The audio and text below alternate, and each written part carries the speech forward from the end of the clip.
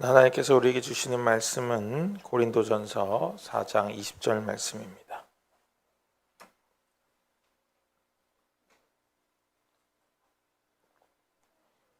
고린도전서 4장 20절 말씀 한 절이니까요. 우리 같이 한 목소리로 봉독하겠습니다. 하나님 나라는 말에 있지 아니하고 오직 능력에 있음이라. 아멘. 할렐루야. 거룩한 예배가 삶이 되는 교회. 아멘. 오늘 말씀을 나누기에 앞서 고린도 교회의 상황을 좀 우리가 인지할 필요가 있을 것 같습니다. 고린도 교회는 고린도 지역에 세워져서 고린도 교회죠. 고린도라고 하는 지역은 이때 당시에 상업 무역이 발달한 무역 도시였고 또 부유한 동네였습니다. 그리고 지식인층이 많이 거주하는 그런 동네고 또 아무래도 항구 도시를 끼고 있다 보니까 여러 가지 신문물이 여러 가지로 많이 이렇게 왕래가 되고 어떻게 보면 유행이나 앞서가는 그런 기술들이 가장 많이 왔다 갔다 하는 그런 동네여서 그런 쪽으로 또 굉장히 자극이 있고 또 그런 필요를 느끼고 그런 지역이다 이렇게 우리가 생각을 할 수가 있습니다. 이러한 배경 속에서 쓰여진 고린도 전후서는 고린도 교회 교인들의 조금은 문란하고 조금은 중심 없는 삶을 꼬집기도 하고 또 기독교는 이런 종교다 하고 기독교 변증적인 차원에서 내용을 담고 쓰여졌습니다. 그런 이해를 가지고 오늘 말씀 다시 한번 읽어보도록 하겠습니다. 오늘 말씀 같이 읽겠습니다. 하나님의 나라는 말에 있지 아니하고 오직 능력에 있음이라. 아멘. 이 말씀을 두 문장으로 나눌 수 있죠. 접속사로 연결되어 있기 때문에 두 문장으로 나눠본다면 첫 번째 문장은 바로 하나님 나라는 말에 있지 않다 이런 부분이에요. 바울이 이렇게 이야기하고 있는 것은 바울이 청산 유수와 같은 말을 가지고 많은 사람들에게 설교를 하거나 또 어떤 철학이나 논리를 가지고 사람들에게 이야기하지 않았기 때문에 이런 이야기를 하게 되었습니다. 앞서 말씀드린 대로 고린도 지역은 신문물이나 새로운 철학들이 많이 왕래되는 곳이었기 때문에 사람들이 대중 연설을 많이 했어요. 그러다 보니까 누가 말을 잘하나, 말솜씨가 좋은가 이런 것들이 경쟁적으로 평가되는 그런 구조 속에 있었습니다. 그러다 보니까 바울은 맨날 얘기하다가 이제 십자가 얘기하고 끝나고 십자가 얘기하고 끝나니까 사람들이 맨날 십자가만 얘기한다고 그러는 거예요. 바울이 무슨 얘기만 하면 아이고 저 또 십자가로 끝나지? 그럼 십자가 또 얘기하면 거봐 뻔한 얘기한다. 이런 식으로 받아들이는 그런 분위기가 있었습니다. 그러다 보니까 기독교를 소개하는 바울이 비판을 면키가 어려웠습니다. 맨날 똑같은 얘기만 한다 이런 비판을 갖게 되고 또 그런 얘기만 또 듣게 되는 거죠. 요즘 이야기로 하면 기승전 십자가 막 약간 이런 느낌으로 무슨 얘기만 꺼내면 끝에 가면 십자가 나온다 이제 이렇게 되는 것입니다. 이에 바울은 이렇게 대답합니다. 하나님 나라는 말에 있지 않다 이렇게 말하는 거예요. 그래서 그 화려한 말과 견고해 보이는 철학과 논리 속에 하나님 나라가 있는 것이 아니다라고 말하는 거예요.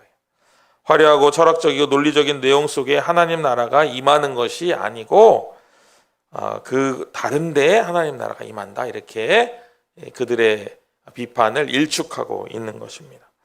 그러면 조금 더 우리가 이해하기 위해서 우리가 읽은 본문 말씀 20절 앞에 있는 18절과 19절 말씀 같이 한번 읽어보겠습니다. 18절과 19절 말씀 같이 읽겠습니다. 어떤 이들은 내가 너희에게 나아가지 아니할 것 같이 스스로 교만하여졌으나 주께서 허락하시면 내가 너희에게 속히 나아가서 교만한 자들의 말이 아니라 오직 그 능력을 알아보겠으니 그 다음에 하나님 나라는 말에 있지 아니하고 오직 능력이 있느니라 이렇게 나오는 거예요. 18절 19절 말씀을 보면은 고린도 교인들이 우리가 무서워가지고 우리가 맨날 뭐라고 하니까 바울이 오지 않는구나 이렇게 생각했다는 것을 알 수 있습니다. 그게 아니고 하나님이 허락하시면 내가 갈 거다 바울이 이렇게 이야기를 하고 있습니다. 그러면서 내가 가면은 당신들을 시험해 보겠습니다. 당신들이 능력이 있는지 없는지 내가 한번 확인해 보겠습니다. 왜냐하면 하나님 나라는 말에 있지 않고 능력에 있기 때문입니다. 이렇게 말을 하고 있는 거예요. 요즘도 하나님 나라라기보다는 이제 뭐 기독교라는 이름으로 여러 가지 이제 막 비판의 시대입니다. 그래서 기독교 자체에 대한 비판이 계속되고 있죠. 근데 이거는 어찌 보면 좀 당연한 일이에요. 왜냐하면 초대교회 때부터 기독교는 여러 가지 비판이 있었고 또 여러 가지 이제 오해와 그런 것들에 휩싸여 있었기 때문입니다. 그럼 바울이 이야기하는 하나님 나라의 능력은 무엇일까요? 한 5가지 정도 같이 살펴보려고 합니다. 첫 번째는 죄를 깨닫게 하는 능력이다 하는 것입니다. 하나님 나라가 여러분 우리 마음 가운데 임하면은 우리가 죄를 깨닫게 돼요. 근데 하나님 나라가 임하지 않으면은 회개하라는 말을 들었을 때 잘 생각이 나지 않습니다. 회개 기도해야지. 그러고 딱 앉았는데 아무리 생각을 해도 회개할 게 떠오르지 않아요. 그러면서 나는 요즘 굉장히 잘하고 있구나 이렇게 생각을 합니다. 그거 자체가 잘못된 거예요.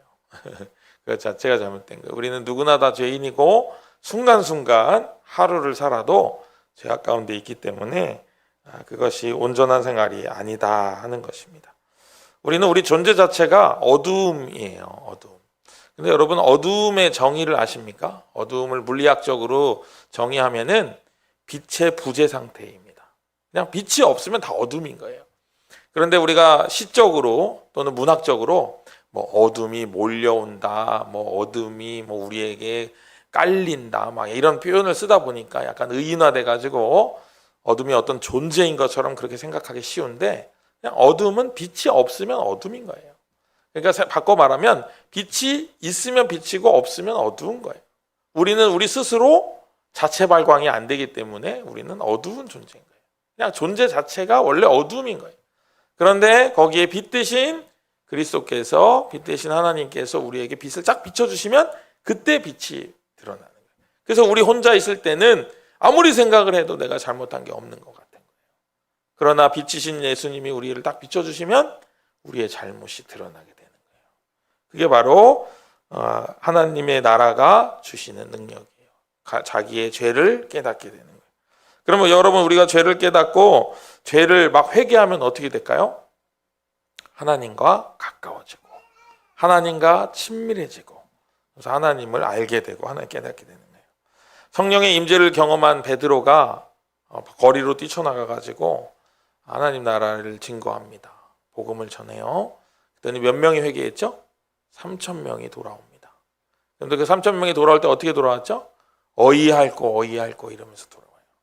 내가 잘못했구나 이거를 생각하면서 돌아옵니다. 하나님 나라가 임하면 바로 자신들의 잘못과 과오를 깨닫게 되는 것입니다. 여러분 이런 경험을 해보시면은 아주 오래전에 어릴 때 잘못한 것도 막 생각날 때 있어요. 그러면 어떻게 하면 돼요? 그냥 길거리 걸어가다가도 생각나면 얼른 회개하면 됩니다. 하나님 잘못했습니다. 안 그러겠습니다. 이렇게 하면 돼요. 네, 아유 뭐 8살 때 한 거 내가 지금 나이가 50인데 뭐 그걸 지금에 와서 이럴 게 아니라는 그거가 뿌리가 될 수 있는 거예요. 그걸 얘기하는 겁니다. 두 번째로 하나님의 말씀을 깨닫게 하는 능력을 하나님 나라의 능력이 임한다 하는 것입니다. 고린도전서 2장 14절 말씀 여러분 한번 같이 읽어볼까요? 같이 읽겠습니다. 육에 속한 사람은 하나님의 성령의 일들을 받지 아니하나니 이는 그것들이 그에게는 어리석게 보임이요 또는 그는 그것들을 알 수도 없나니 그러한 일은 영적으로 분별되기 때문이라. 아멘. 육적으로는 깨닫지 못하는 게 있다는 거예요. 육신에 속한 사람으로서는 영적인 것을 알 수가 없는 거예요. 쉽게 여러분 알 수 있어요. 성경에는 그런 이야기들밖에 없어요. 복음서를 여러분 쭉 읽어보시면 우리 요즘 새벽 기도 때도 계속 읽고 있지만 복음서를 쭉 읽어보면은 예수님이 하는 말하고 예수님 주변에 있는 사람들이 하는 말하고 맥락이 다르다는 걸 알아요. 그리고 못 알아듣는 사람들이 그렇게 많아요, 주변에. 그런데 그 사람들이 뭔가 연결이 되면은 이제 알아듣게 돼요. 대표적인 예로 수가성 여인의 이야기를 여러분 한번 읽어보세요. 계속 동문서답 하는 것처럼 보입니다. 그런데 나중에 뭐가 딱 예수님하고 그 여인하고 연결이 딱 되니까 이제 채널이 맞아져가지고 그 여인이 무슨 소리를 하는지 알아듣게 되는 그런 상태로 나아가게 되는 것을 볼 수가 있습니다.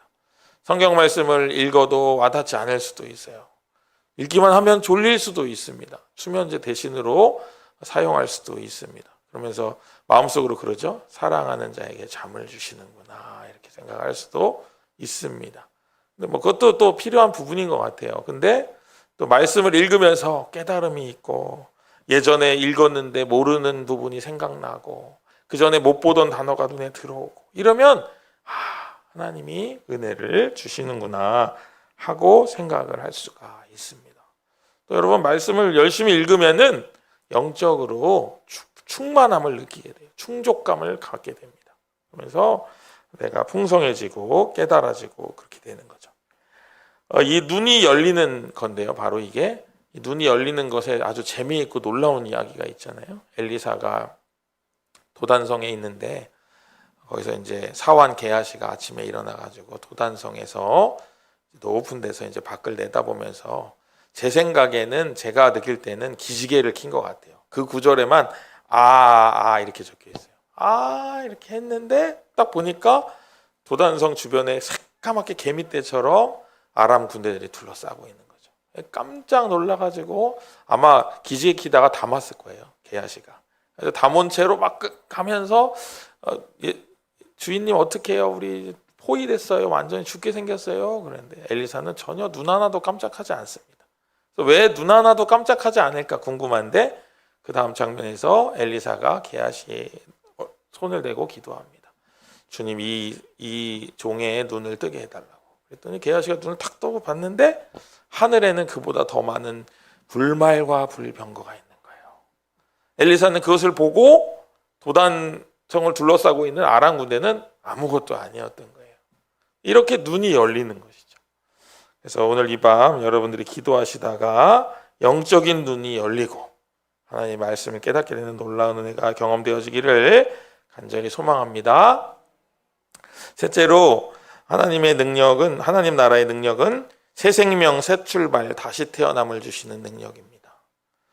고린도후서 5장 17절 말씀 같이 한번 읽어볼까요? 같이 읽겠습니다. 그런즉 누구든지 그리스도 안에 있으면 새로운 피조물이라 이전 것은 지나갔으니 보라 새 것이 되었도다. 아멘. 우리에게 변화가 일어나요. 그런데 여러분 우리가 착각하기 쉬운 게 뭐냐면 우리가 막 뭔가 새로운 깨달음을 얻고 막 그러면 내가 뭐가 된 것처럼 생각할 수 있습니다. 그러나 그렇지 않다는 거예요. 내가 똑똑해서 내가 뭔가 탁월해서 나에게 변화가 일어나는 게 아니라는 거예요. 오직 하나님의 능력이 우리를 새롭게 하신다 하는 것입니다. 우리가 돌아설 힘을 얻게 하시고 계기를 만들어 주시고 새로운 깨달음을 우리에게 주셨기 때문에 우리가 돌아설 수 있게 된다 하는 것입니다. 오히려 하나님 나라가 우리에게 임재하실 때 우리는 어리석다는 것을 절감해요. 내가 참 어리석구나. 내가 그동안 이걸 몰랐구나. 내가 이걸 모른 채로 이렇게 오랜 시간을 지내왔구나 하고 깨닫게 되는 게 오히려 은혜라는 거예요. 또한 우리가 얼마나 연약한지를 알게 돼요. 우리의 결심으로는 아무것도 바꿀 수 없다는 것을 깨닫게 됩니다. 우리 그래서 맨날 하는 말 있죠? 작심삼일이죠. 작심삼일. 그래서 어떤 사람은 그런 얘기도 하죠. 작심삼일을 계속하면 된다고. 그죠? 작심삼일하고 또 작심삼일하고 또 이렇게 해서 채워나가야 된다. 뭐 그런 건데. 그거는 뭐 그런 거죠. 전래동화에서 한 번 넘어지면 10년밖에 못 산다고 해서 거기서 떼굴떼굴 굴는 사람하고 똑같은 거잖아요. 그거 자체도 어리석은 일이잖아요. 그렇죠? 근데 우리 하나님의 나라가 우리에게 임하면 그런 것들을 깨닫는 거예요. 그래서 죄를 깨닫게 되는 거예요. 그래서 내가 이게 죄인지 몰랐구나. 내가 얼마나 좋게 말해서 순수하고 얼마나 나쁘게 말해서 악한가 하는 거를 알게 되는 거죠. 그러면서 굉장히 조심하게 되고 굉장히 나를 좀 이렇게 뭐라고 해야 될까요? 단속하게 되는 그런 상황에 놓이게 되는 것입니다. 그런데 이것은 좀 차이가 있어요. 우리가 이런 경우를 하나님이 깨닫게 해주실 때 말고도 느낄 때가 있잖아요. 예를 들면 어떤 사람이 나를 딱 지적을 한 거예요. 듣고 보니까 내가 되게 어리석었네. 그러면 어떤 일이 벌어져요? 우리 마음에. 그래, 너 잘났다. 넌 얼마나 잘하나 보자. 이런 마음이 올라오잖아요. 상처가 돼요. 근데 하나님이 우리를 이렇게 탁 안내를 해주시면은 평안과 함께 안내해 주시기 때문에 깨달음이 오는 거예요. 그리고 내가 정말 그렇구나 하고 바뀌게 되고 돌아서게 되는, 그게 하나님이 주시는 은혜인 것이죠. 전혀 다른 방향이라는 거예요.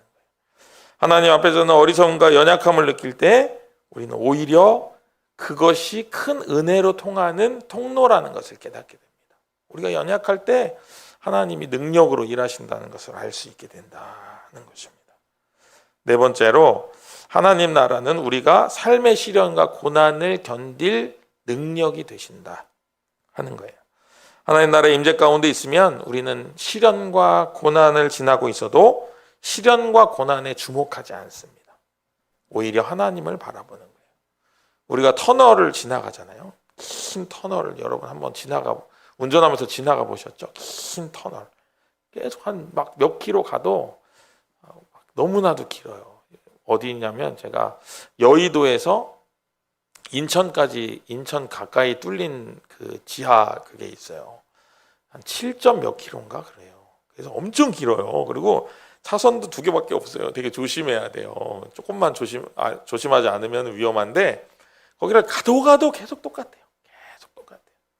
근데 여러분 어느 정도 이제 말하자면 그 길이 계속되면은 사람이 좀 포기하게 되잖아요. 끝이 없나 봐 이렇게 생각, 인생에서. 근데 그게 아니라는 거예요. 시련과 고난을 겪을 때 제일 어려운 게 끝이 없을까 봐 걱정하거든요. 이 고난이 끝이 안 날까 봐. 이 고난이 안 끝나면 어쩌지? 이런 것들이 고민인데, 하나님 나라의 임재를 경험한 사람은 그 끝을 미리 보고 있는 거예요. 그 끝에 누가 서 계세요? 하나님이 서 계시다는 거예요. 그 하나님께 집중하면서 고난과 시련에 집중하지 아니하고 자기 길로 나아가는 것이죠. 그렇기 때문에 고난을 넉넉히 이기는 겁니다. 로마서 8장 37절 말씀 같이 한번 읽어볼까요? 시작. 이 모든 일에 우리를 사랑하시는 이로 말미암아 우리가 넉넉히 이기느니라. 아멘. 우리가 고난당하고 어려움 당할 때 나를 믿어주는 사람이 힘내라고 해주면 우리 어때요? 굉장히 위로가 되죠. 그리고 그 사람 때문에 좀 이렇게 막 좌절하려다가도 내가 이러면 안 되지 하고 나 자신을 다잡기도 합니다. 사람이 그렇게 큰 위로가 되는데 하나님을 붙잡는다면, 하나님이 나를 사랑하신다는 걸 깨닫는다면 얼마나 큰 위로가 있을까요? 얼마나 큰 위로가. 오늘 아까 사무실에서 제가 막 여러 가지 이제 일들 하면서 요즘 좀 제가 많이 피곤했어요. 약간 좀 잠을 잘 못 자가지고 피곤했는데 찬양을 그냥 랜덤으로 딱 틀은 거예요. 근데 아까 우리 박 목사님하고 박 전사님은 아래 두 분이 다 박신데 알고 있어요. 오늘 왜 이렇게 위로가 되지? 막 그래. 뭐 찬양 가사가 힘내라, 뭐 할 수 있다, 뭐 막 이런 가사가 계속 나오는 거예요. 그러니까 괜히 막 위로가 되는 거예요. 막 위로가 되고 힘이 나고 막 그런 거죠. 그런 데서 이제 하나님 위로를 또 이렇게 세상치 못한 위로를 얻게 하시기도 하는 거죠. 하나님을 바라볼 때 우리가 그것을 넉넉히 이길 힘을 얻을 수 있게 된다 하는 것입니다. 로마 기독교 박해 시대가 있었잖아요. 로마가 기독교를 엄청 박해하던 시대가 있었는데 그 시대의 이야기입니다. 로마 병정들이 이제 그리스도인들을 붙잡아 놓고 한 명씩 이제 배에 창을 대거나 목에 칼을 대고 물어보는 거예요. 뭐라고 물어봤을까요? 너 예수님이 하나님의 아들이 아니라고 하고 하나님이 없다고 하면 내가 너 살려줄게. 그러는 거예요. 여러분 한번 상상해 보세요. 여러분 상상해 보세요. 상상도 하기 어려운 일인데 여러분 목에 칼을 탁 대고 그런 거 막 물어봐 봐요. 그럼 어떻게 하겠어요? 그렇죠? 되게 당황스럽겠죠. 고민되겠죠. 근데 지금 여러 사람들이 그런 상황에서 막 죽어나가고 있는 거예요. 잘려나가고 막 죽고, 또 어떤 사람은 막 무서워가지고 바들바들 떨면서 막 부인하니까 또 그 사람은 살려주고 이런 거예요. 그런 상황에서 중학생쯤 되는 이제 여자아이가 5살쯤 되는 남자아이를 업고 그 자리에 있었던 거예요. 자기 순서가 이제 다가오는 거예요. 병정들이 막 다가오니까. 이제 누나가 남동생한테 물어봅니다. 야, 우리 뭐라고 대답하지? 근데 나는 지금 아무리 생각해도 예수님이 살아계시지 않다고 말할 수 없을 것 같아. 난 하나님 살아계신 거를 거짓말할 수 없을 것 같아. 이렇게 말한 거예요. 그러면서 너는 어떻게 할래? 이렇게 물어본 거예요. 남동생이 5살 정도 되는 남동생이 뭐라고 했을까요? 당연히 나도 그렇지 이렇게 말한 거예요. 그 다음 순간 이제 병정이 도착을 해서 칼을 대고 창을 대고 물어보는 거예요. 그랬더니 아니라고 했죠. 그 순간 이제 동생과 누나의 목이 몸과 분리되는 거예요. 이걸 어떻게 알게 됐냐면 이제 고고학적인 발굴을 하다가 보니까 이제 여자아이의 뼈인 거예요. 뼈를 보면 이제 다 알잖아요. 뼈인데 등에 이제 작은 남자아이의 뼈가 있었던 거예요. 근데 목이 머리 두개골이 절로 떨어져 있는 거죠. 그래서 이제 그 아이를 추적하다 보니까 이제 이런 순교 이야기를 듣게 된 거예요. 그때 당시 기록이 남아 있어가지고. 근데 여러분 이런 상황이 우리가 된다면은 얼마나 어려울까요? 근데 이 두 친구는 놀랍게 대답을 한 거예요. 순교를 선택을 한 거죠. 하나님을 선택한 거죠. 우리는 이 부분에서 또 마지막으로 하나님 나라의 능력을 발견해요. 그게 뭐냐면 죽음을 두려워하지 않는 능력이에요. 하나님 나라를 소유한 사람은 죽음을 두려워하지 않아요. 오히려 그 죽음이 하나님께 더 가까이 나아가는 통로로 느껴지는 거죠.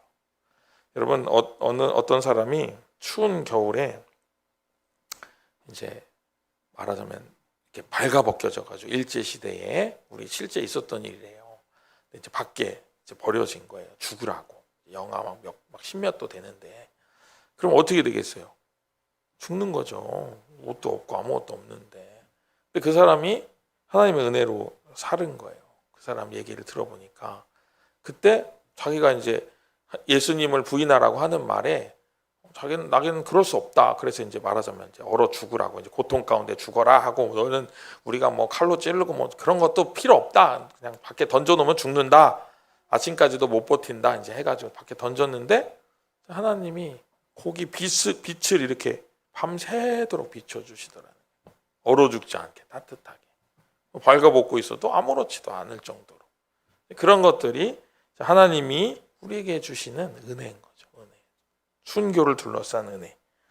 하나님 나라의 능력이 이렇게 우리에게 여러 가지 방면에서 역사를 하시는 것입니다.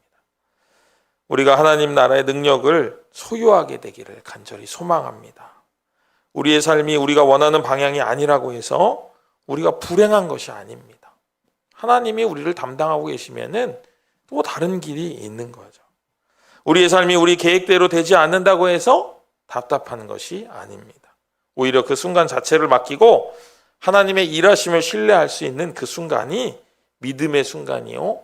가장 떨리지만 가장 의미 있는 순간입니다. 모세가 홍해바다 앞에서 어떤 글을 읽었어요. 이거는 사실인지 아닌지 모르겠어요. 모세가 홍해바다 앞에서 이제 막 이스라엘 백성들이 있고 홍해바다가 있고 저기 막 애국 군대가 막 쫓아오는 그런 상황이었잖아요. 그때 이제 멋있게 얘기한 거예요. 너희는 가만히 있어. 여호와의 하나님 됨을 봐라. 그러면서 지팡이를 바다에 탁 꽂은 거예요. 영화에서 어떻게 됐어요? 탁 꽂으니까 쫙 하면서 이제 와 그러고 쫙 건너갔잖아요. 그게 아닐 거라는 거예요. 그게 아닐 거라는 거예요. 왜 아니냐면 이제 뭐 성경에 자세한 기록이 없어서 모르겠지만 이제 추측을 하는 거예요.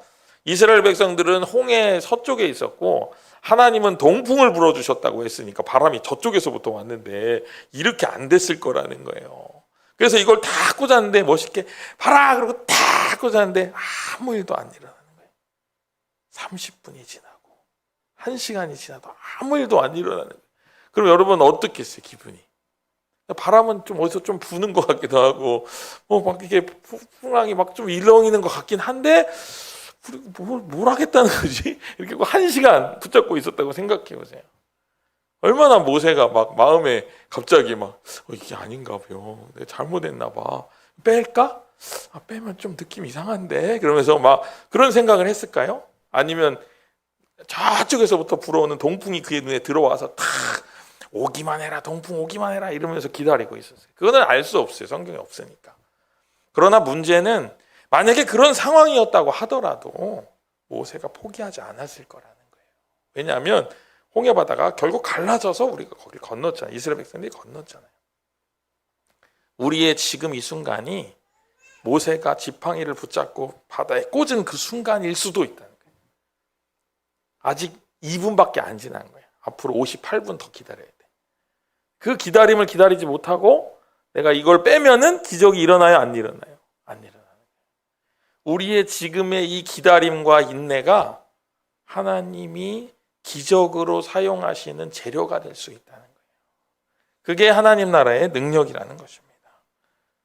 우리가 지금 모세의 입장은 아닐지, 조금만 더 기다리면 홍해 바다가 갈라질 텐데 포기하려고 하고 있는 것은 아닐지, 우리의 삶에서 하나님의 능력을 기대하고 소망하며 믿음과 신뢰로 전력을 다해서 하나님을 믿는 일에 최선을 다하는 그런 하나님의 일하심을 소망하는 그런 우리의 지금이 되기를 주님의 이름으로 간절히 소망합니다. 기도하겠습니다. 은혜로우신 하나님 아버지, 우리에게 새 힘과 능력을 허락하시고 특별히 하나님 나라의 능력을 부어주시는 은혜를 감사합니다. 하나님 나라의 능력을 부여잡고 살아가는 귀한 인생 되게 하시고 우리가 조금만 더 기다리면 될 일을 포기하지 않는 그런 용기와 지혜를 허락하여 주시옵소서. 그래서 하나님 하실 일을 기필코 바라보고야 말겠다는 믿음으로 승리하는 삶이 되게 하여 주시옵소서. 모든 것 더하실 줄로 믿고 감사드리며 예수님의 이름으로 간절히 기도합니다. 아멘.